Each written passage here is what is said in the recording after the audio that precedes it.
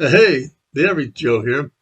Hey, I was asked by a user this last week if it was possible to have two different weather set points in the same project. The answer is yes, you can. Uh, and when we start a project, we automatically set up three scenarios for you: a winter heating, a summer cooling, and then an economizer. And you can actually set up to 24 total scenarios on a project. And as you recall, a scenario is basically used to model the different weather data or different equipment. And in this video, I'm going to kind of show you how to do that. So I went in the wizard here. I just answered some questions on the air handler wizard there at the top.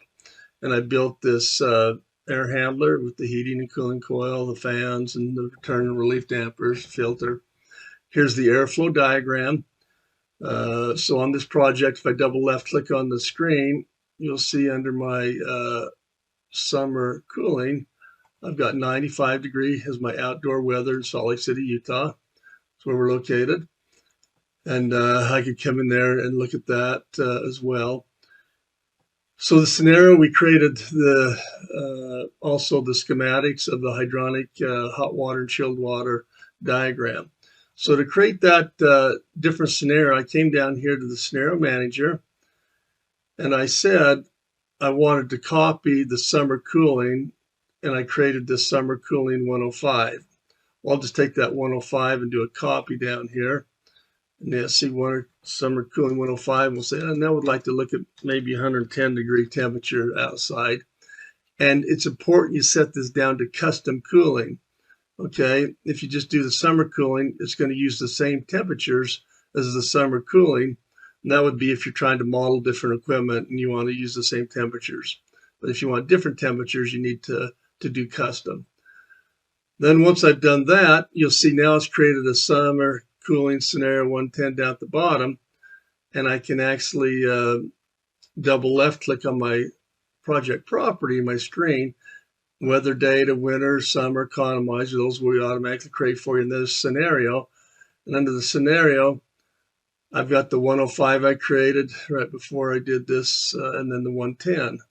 Okay, and so now I would come in on my weather data and say, no, I want to look at 110-degree outside weather. This could be whatever, 65 or the wet bulb.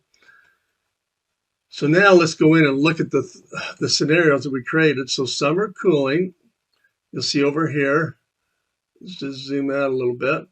We're 22 tons of cooling.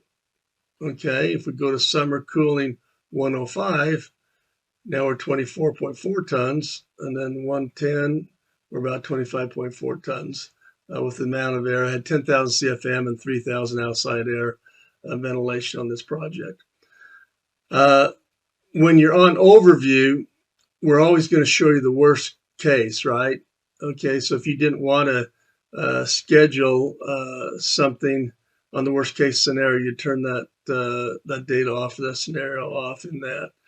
So we're always going to show you the overview is always going to see the highest condition or the worst case condition on that.